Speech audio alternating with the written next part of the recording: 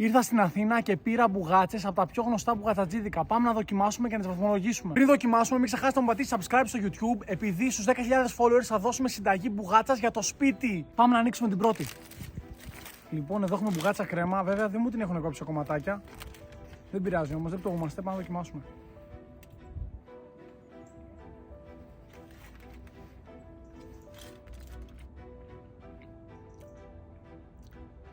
Είναι λίγο πανιασμένη και έχει λίγο παραπάνω λάδι.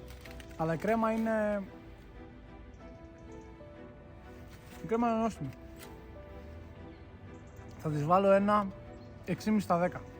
Λοιπόν, αυτή είναι με κοτόπουλο.